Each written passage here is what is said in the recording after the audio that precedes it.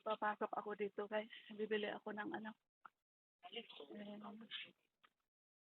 Magre-refill ako ng, ano ba yan?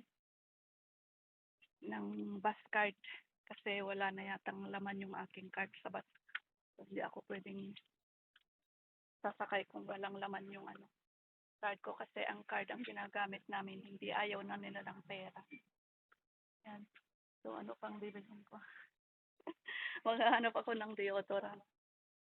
Saan nga ba yung mga deodorant dito?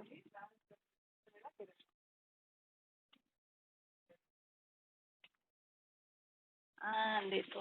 Ayan. Mga iba't ibang deodorant at saka yung kulay. Palaging ginagamit ko na kulay na color ng aking buhok. Ayan. Yan.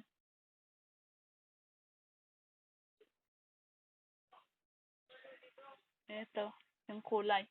Kung minsan naman, ayun. Ayan.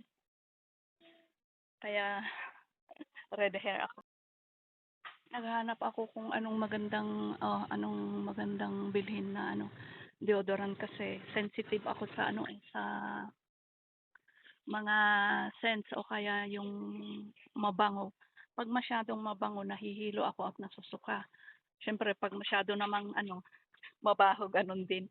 Kaya ang ano, yung hindi masyadong mabango, kaya namimili talaga ako.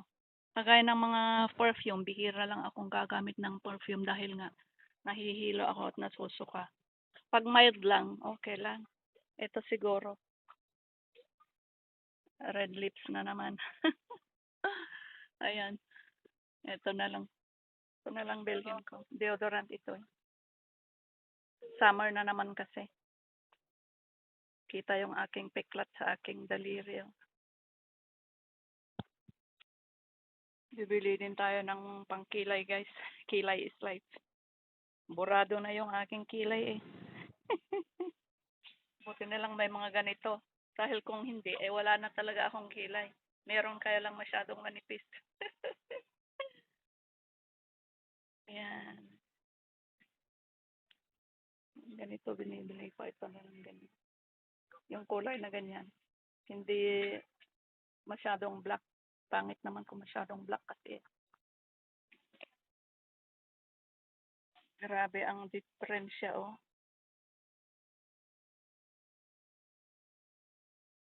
Grabe ang diferensya ng presyo yan, 40 pesos, 40 shekel dito. Yan. Samantalang yung binili ko is 7 shekel lang. So doon tayo sa ano, sa mas mura, parehas din lang naman na pangkilay, di ba? Ito pala, bakit naman hindi makita?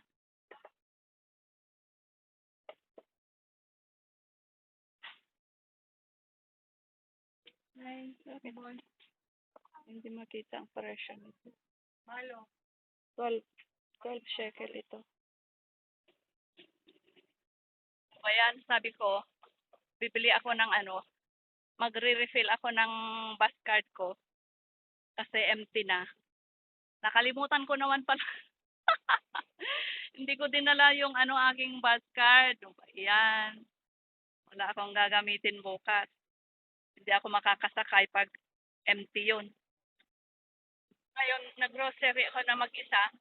So, bumili ako ng ice cream ko sa sarili kong pera kasi ayaw kong ano, tatanggap ng magmumula sa kanya kasi pag uwi namin ng bahay, pinapagalitan ako dahil sa ice cream.